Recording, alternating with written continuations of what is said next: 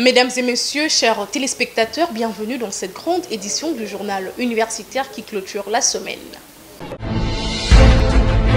Les banques syndicales de l'enseignement supérieur et universitaire confirment le déclenchement de la grève sèche et générale de le 9 décembre 2024 dans les établissements universitaires de la République démocratique du Congo. Annonce faite par le professeur Jean-Colin Moussonda, président de l'association de professeurs de l'Université pédagogique nationale. Reportage de Georges Delombi et Christian Tupomba. À quelques jours de la date du 9 décembre 2024, date à laquelle la grève sèche générale sera déclenchée dans les établissements de l'enseignement supérieur et universitaire sur toute l'étendue du territoire national, tel que décidé par les bancs syndicales de l'ESU et les RAPUCO lors de leur dernière assemblée générale extraordinaire, les membres de ces corporations ne baissent pas le bras en peaufinant des stratégies utiles pour la réussite de cette démarche qui caractérise la lutte menée pour l'ensemble du personnel de l'ESU. Au terme de cette rencontre qui a eu lieu ce jeudi 5 décembre 2024 au siège de l'association de professeurs de l'Université pédagogique nationale, le professeur Jean-Colin Moussonda, président de la PUPEN, confirme la grève sèche générale projetée le 9 décembre et appelle de nouveau le personnel de l'ESU à respecter les mots d'ordre donnés. À 4 jours avant la date annoncé pour la grève le 9 décembre 2024. Nous sommes réunis ce jour pour essayer de passer en revue tout ce que nous avons pu obtenir comme information et tout ce que nous avons pu obtenir comme contact depuis le jour de l'annonce de la grève qui a été projetée au 9 décembre 2024. En fait, nous sommes là pour essayer de pouvoir réveiller nos cerveaux en termes de stratégie pour que le 9 soit vraiment une journée d'une grève, comme annoncé, générale et sèche. Nous luttons pour l'ensemble du personnel de l'ESU et tant que nos actions convergent avec tous les corps du banc syndical de l'ESU, nous pouvons dire que Dieu est avec nous et nous réussirons nos actions. Notre dernier mot, c'est toujours celui de pouvoir inviter, demander et obliger à l'ensemble du personnel de l'ESU à observer les mots d'ordre de la grève qui continue jour pour jour à pouvoir se réduire jusqu'à atteindre la date du 9 décembre 2024. Donc, nous sommes dans la fièvre, nous sommes dans la préparation de la grève parce que seule la lutte libère. Sans la grève, à nous entendre parler, c'est comme si nous n'aurons pas ce que nous sommes en train d'attendre. Il y a lieu de signaler que les bons syndicales de l'ESU et les RAPUCO restent ouverts pour toute collaboration avec les banques gouvernementales, ont-ils précisé au cours de ces échanges. La faculté d'économie et développement de l'Université catholique du Congo et les cadastres miniers de la République démocratique du Congo ont organisé une matinée scientifique sur les développements durables en République démocratique du Congo, enjeux et perspectives. Martin Tissambou pour les détails.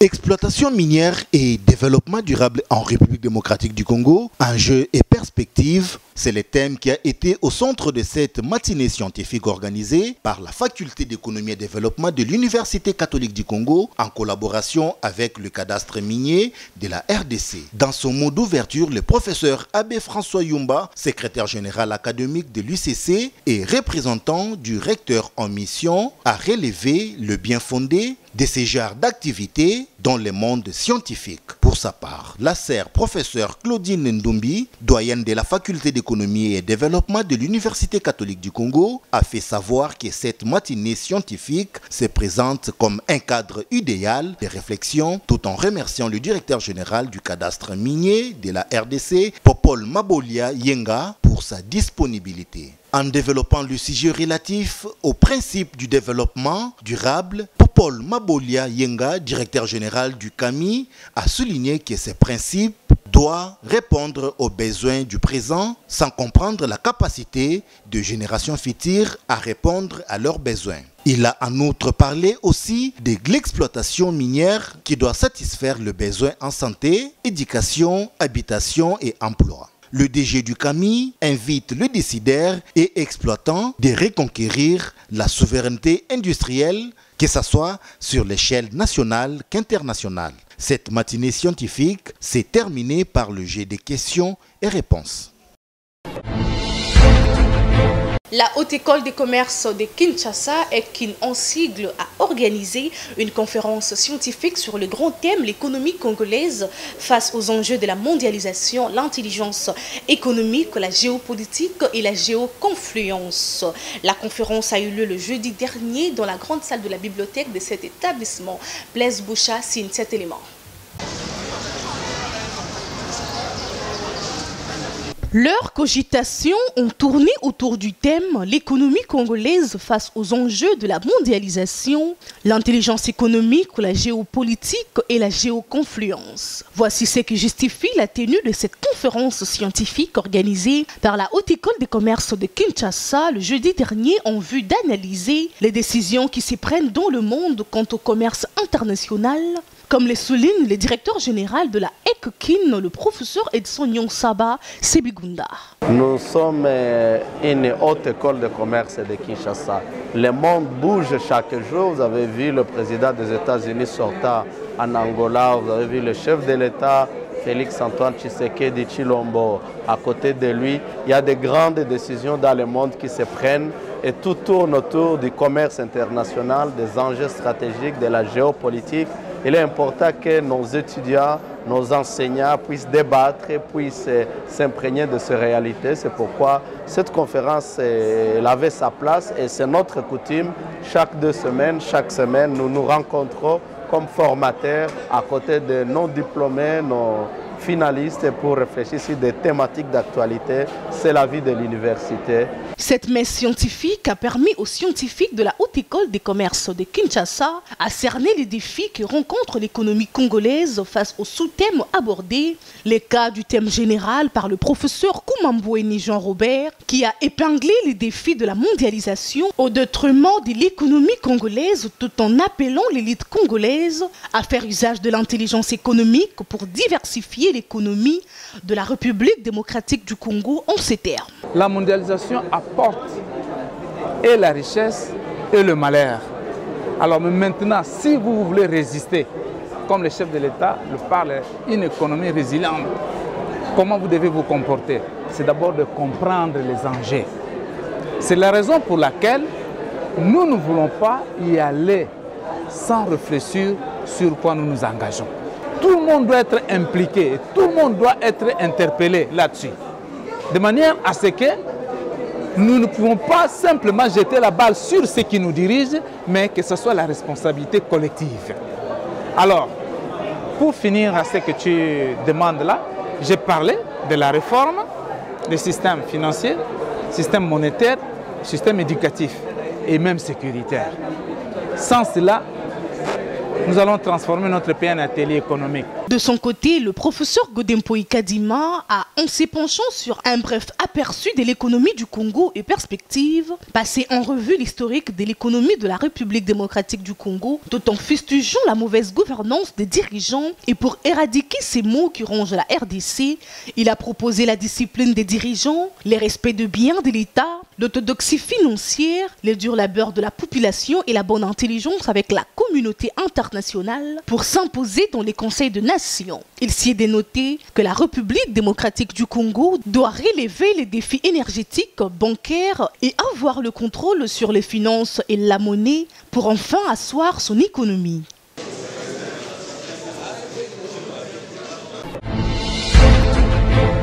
Grève sèche et générale projetée par les bancs syndicales et les Rapuikou dès le 9 décembre 2024 pour la délégation syndicale de la Haute École des commerces de Kinshasa s'inscrit en faux par rapport à cette décision et ses voix non concernées par cette grève. Déclaration faite par le chef des travaux, Jean-Baptiste Lokando. À l'enseignement supérieur universitaire, après débat, la délégation syndicale a pris les résolutions suivantes. 1. La Haute École de commerce de Kinshasa n'est pas concernée par la grève jusqu'au début de l'année 2024-2025. donc nous ne sommes pas concernés. Avant la rentrée, nous allons faire notre évaluation pour donner notre point de vue. Mais pour l'instant, la grève qui s'annonce, la Haute École de Commerce n'est pas concernée. C'est comme ça que nous rappelons à tous les agents de la Haute École de Commerce que le travail continue normalement pour respecter le partenariat avec les parents jusqu'à terminer correctement l'année et débuter l'année, nous allons faire l'évaluation. On n'est pas contre la grève, mais pour l'instant, nous ne sommes pas à mesure d'accompagner les amis dans ce monde. Non, il n'y a pas de désunion, nous sommes autonomes. Nous sommes à la Haute École de Commerce et nous avons nos activités. On n'a pas les mêmes traitements, on n'a pas les mêmes réalités, on n'a pas le même environnement. L'État reste notre partenaire et puis les parents aussi restent notre partenaire. Un parent qui a payé les frais pour ses enfants. Et on arrive à la fin de l'année, on dit non, je stoppe. Nous sommes tous des parents, mettons-nous à la place des parents. L'État qui est propriétaire des établissements, il s'en soucie. Et il est au courant que nous sommes en train de revendiquer. L'université méthodiste John Wesley continue à inscrire de nouveaux étudiants dans toutes ses facultés pour l'année académique 2024-2025. Images et commentaires d'Enisha Kalunga.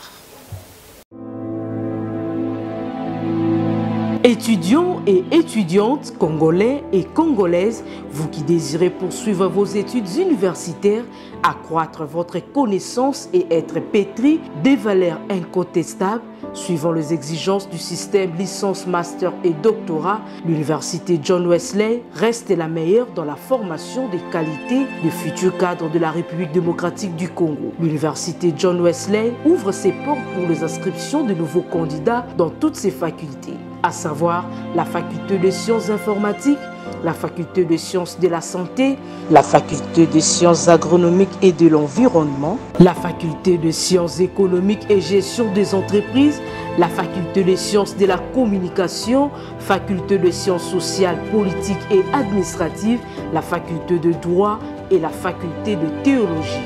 Étudier à l'université John Wesley, c'est étancher votre soif du savoir-faire et être, car la science, la spiritualité et le développement sont la devise de cette université.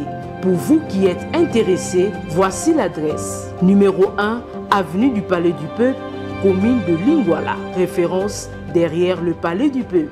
Pour tout contact, plus 243 81 32 69 170, plus 243 99 09 58 300, plus 243 89 00 14 256. Cordial bienvenue à tous.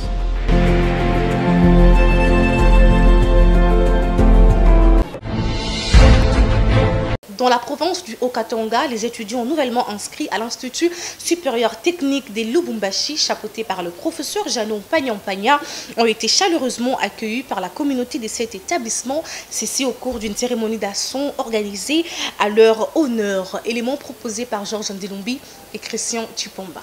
Cette institution d'enseignement supérieur et universitaire est un prestigieux centre d'apprentissage et d'innovation. C'était devant un parterre de professeurs, chefs de travaux et assistants que la cérémonie d'accueil des nouveaux étudiants à l'Institut supérieur des techniques de Lubumbashi ISTEL s'est déroulée comme initialement prévu mercredi 4 décembre 2024. Il est 9 h dans la grande salle Mohindo Zangui de l'ISTEL Lubumbashi. Ici, plus de 1000 nouveaux étudiants ont été accueillis et intégrés à l'ISTEL. Pour la toute première fois, ces désormais étudiants ont chanté l'hymne de l'ISTEL, un événement riche en couleurs, caractérisé par des discours émouvants. Dans son discours prononcé, le professeur associé Janon Pagnampagna, directeur général de l'ISTEL, est resté optimiste et encourageant. Que vous aurez quitté l'Institut supérieur technique de Lubumbashi, vous vous rendrez compte à quel point ces voyages de découverte de vous-même que vous entretenez maintenant aidera à façonner la personne que vous deviendrez. J'espère que vous aurez apprécié vos années d'études ici à l'Institut supérieur technique de Lubumbashi et que vous envisagerez un avenir aux possibilités illimitées. Présent à l'avènement, le professeur ordinaire Germain Goïti Bombay, directeur des cabinets, directeur de l'université de Lubumbashi, a dans son mot des circonstances encouragé ces nouveaux venus dans les mondes universitaires à être passionnés de la lecture, porte de tout savoir. On s'est moqué de l'Africain en disant, si vous voulez cacher la vérité à l'Africain ou un trésor, qui connaît la suite? Qui connaît la suite? Mettez dans un livre. Alors on voit que vous devez lire. On dit ceci, si vous voulez cacher un trésor à un Africain, écrivez cela, mettez dans le livre. Parce que l'Africain ne lit pas. En d'autres termes, pour relever ce défi, vous, apprenons, vous, jeunes citoyens congolais, jeunes citoyennes congolaises, appelés à diriger, à faire partie de l'histoire de ce pays, devez beaucoup à apprendre. Bastin Kidenga est délégué général des étudiants. Dans sa prise de parole, il s'est référé à la petite histoire de sa venue à l'ISTEL Lubumbashi. Objectif, stimuler la prise de conscience de ces nouveaux étudiants. Lors de mon premier jour, j'étais nerveux, perdu au milieu des nouveaux visages. Je me rappelle avoir croisé un groupe d'étudiants plus âgés que nous qui discutaient avec enthousiasme de leur projet. Leur énergie était tellement contagieuse et cela m'avait motivé de m'intégrer rapidement. L'ISTEL encourage et promeut ses siens. Voilà la raison du plébiscite des quelques étudiants ayant distingué l'année dernière. Dans cette perspective, cette institution universitaire met à la disposition des étudiants qui se démarquent des bourses locales et internationales. Il y a une bourse locale et il y a une bourse internationale sur un partenariat avec des universités sœurs.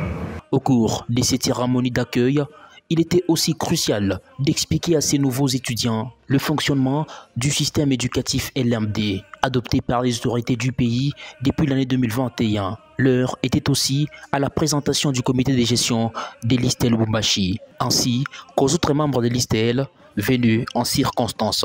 Pour éclairer toutes les confusions et lacunes, ces étudiants ont posé quelques questions au comité de gestion, ainsi leur lanterne fut éclairée. Bon vent et bonne chance à ces nouveaux étudiants. Tout s'est passé comme prévu.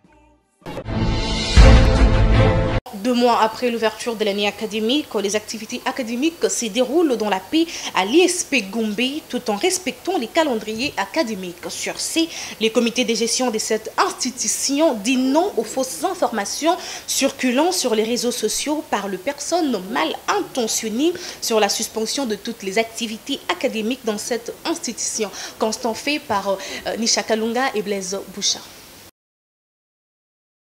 Les activités académiques à l'Institut supérieur pédagogique de la Gombe, ISP en sigle, se déroulent comme à l'accoutumée et en toute quiétude, contrairement aux rumeurs qui circulent faisant allusion à la perturbation des calendriers académiques. Les étudiants assistent massivement aux cours, question de recevoir la formation de qualité et acquérir les notions appropriées par rapport à leur filière. Tel que témoignent ces images, les efforts consentis par les membres du comité de gestion de l'ISP Gombe pour assurer la formation des cadres de la RDC sont bien accueillis, dont le chef des personnels et étudiants en accompagnant la vision du comité et en rejetant en bloc les fausses informations qui circulent dans les réseaux sociaux dans l'objectif de ternir l'image de leur alma mater et perturber les calendriers académiques au sein de l'ISP Gombe. Sur ce, le comité de gestion et Gombe met en garde toute personne qui cherchera à utiliser abusivement le nom de l'ISP Gombe pour des intérêts égoïstes et se réserve le droit de saisir la justice quant à ces. Restons toujours à l'Institut supérieur pédagogique de la Gombe pour parler cette fois-ci de la suspension du professeur Bemba Daniel, ancien administrateur du budget de l'ISP Gombe, par la directrice générale de cet établissement, la professeure Gertrude Ekombe Ekofo. Cette décision est prise suite à des fausses informations publiées par les concernés en vue de ternir l'image du comité de gestion Ekombe. Le dénommé professeur Mbompia Daniel, ancien administrateur du budget, est suspendu de ses fonctions comme enseignant à l'Institut supérieur pédagogique de la Gombe par la directrice générale Gertrude Ekombe Ekofo le 29 novembre 2024 suite à la création de bourdes de cette personne mal intentionnée cherchant à intoxiquer non seulement les étudiants et à déstabiliser les climats de paix à l'ISP Gombe. Selon un chiffon pondu par ses professeurs, 30 membres du personnel seraient victimes d'empoisonnement, dont 3 professeurs ont déjà rendu l'âme la semaine dernière. Cette psychose était balayée par le comité de gestion Ekombe pour maintenir le calme et la paix au sein de l'ISP Gombe. Signalons que cette institution qui forme les élites contribuant au développement de la RDC reste la meilleure grâce aux efforts palpables du comité de gestion Ekombe basant sur l'amélioration du social et de la qualité de la formation. Réunis à l'Assemblée générale extraordinaire le mercredi dernier, les syndicats nationaux de la recherche scientifique ainsi que les délégués syndicaux de centre ont passé en revue l'évolution des accords des Bibois 2 conclus avec le gouvernement. Ces derniers constatent qu'il n'y a aucune avancée scientifique et reformulent de nouveau les recommandations au ministère de la Recherche scientifique avant que les pires n'arrivent. Le détail avec Gérès Landou.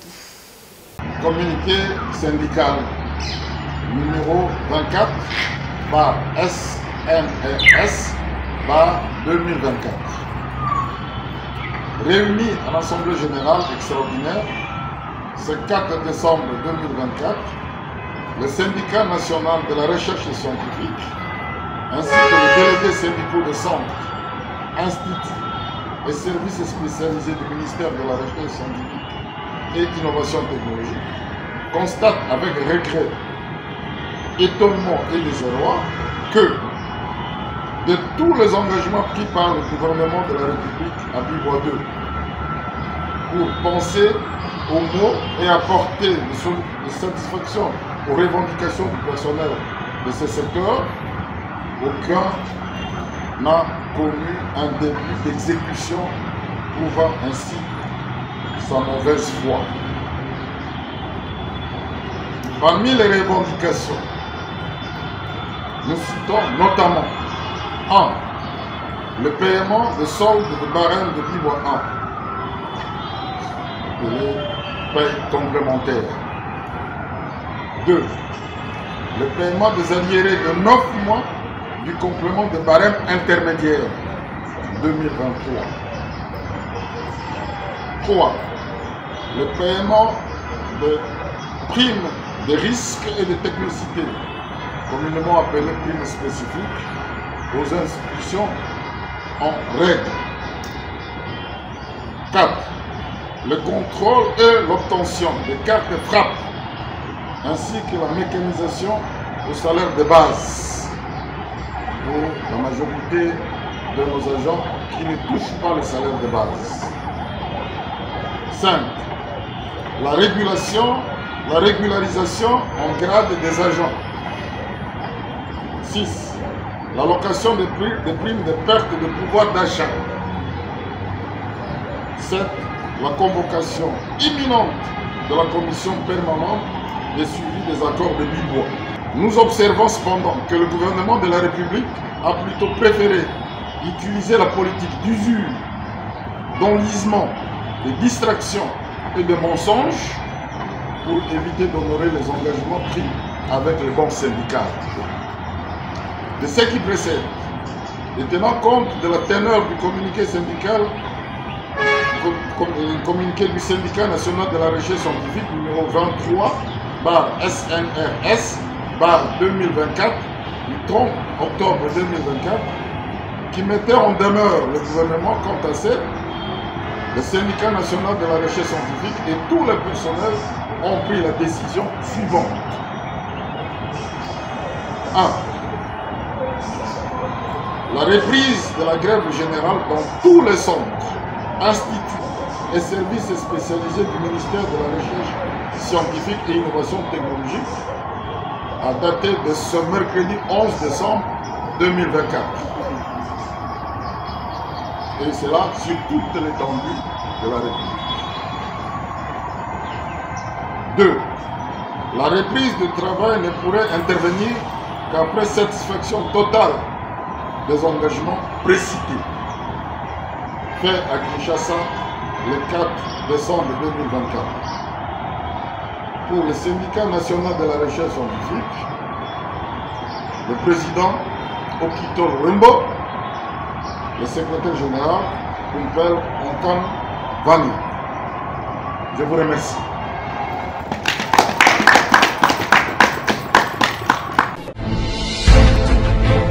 Parlons de la poursuite de l'opération d'assainissement spécial du campus de l'Université pédagogique nationale dans le but de rendre viable les 10 sites et permettre à toute la communauté d'œuvrer dans un environnement propice. Le détail avec Georges Ndelombi et Christian Tchipomba.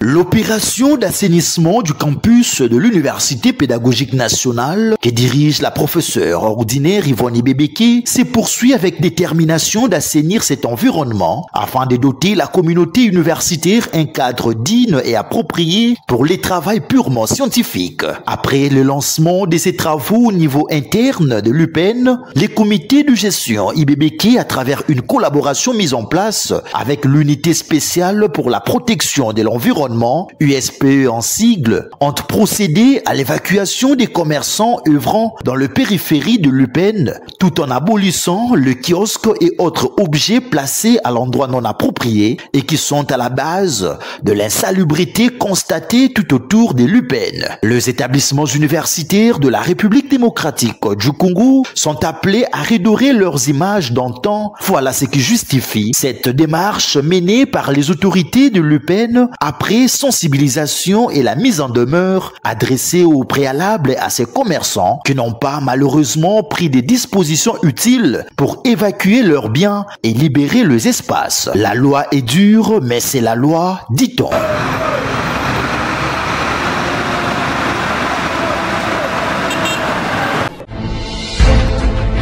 L'Institut national du bâtiment et travaux publics, INBTP en sigle, dirigé par le professeur Cédric Tchibangoumou Nienzi, en collaboration avec The Boost Generation, ont organisé la première édition de la soirée des saillants le samedi dernier au nouveau amphithéâtre de l'INBTP-CC en présence de plusieurs invités. Gérès Landou nous en dit plus. C'est dans le nouveau amphithéâtre de l'Institut national du bâtiment et des travaux publics que s'est tenue cette première édition de soirée des saillants organisée par l'INBTP en collaboration avec The Boost Generation. L'ingénieur Baron Tiangala, le promoteur de la dite soirée, a dans son allocution signifié que cette soirée est un point de contact pour réfléchir ensemble et un éveil patriotique passant par la science pour permettre une bonne relation aux étudiants avec les entrepreneurs. Et le directeur général de l'INBTP, le professeur docteur ingénieur Cédric Tchibangoumou Nienzi, s'est apaisanti sur le grand projet INGA, comprendre les enjeux pour le monde et pour la République démocratique du Congo. Son contexte et les enjeux tant politiques, socio-économiques, écologiques et environnementaux. Ce dernier a également mis un accent particulier sur l'importance de la soirée et de l'apport de son institution dans ce grand projet. Cette soirée, c'est une initiative d'un ancien étudiant de l'INBTP. C'est une initiative, c'est un projet qui a été pensé par un ancien étudiant de l'INBTP pour encore dire que l'INBTP peut.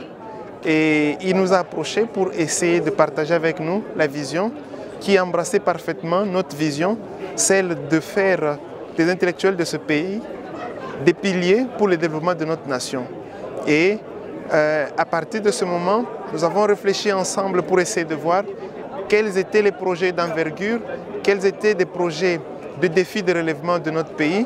Et nous avons constaté qu'il y avait le projet Grand Inga, le projet Dinga, qui est un projet non seulement ambitieux, mais c'est un projet, je pense, de grandeur pour notre pays. Autre moment fort de cette activité était la remise du trophée d'excellence au président de la République, Félix Tshisekedi, au directeur général de l'INBTP, au patriarche Pierre Muzumba, aux promoteurs de cette soirée, pour ne citer que ceux-là. Notons que plusieurs recommandations ont été formulées par les participants. Mesdames et messieurs, nous sommes arrivés à la fin de cette grande édition du journal universitaire. Si vous l'aviez aimé, dites merci à Girès Landou qui était derrière la caméra, la réalisation du docteur Emmanuel Lema sous la coordination de l'honorable André Mouchongo Machara. Quant à moi, je vous dis, vivez longtemps, vivez heureux.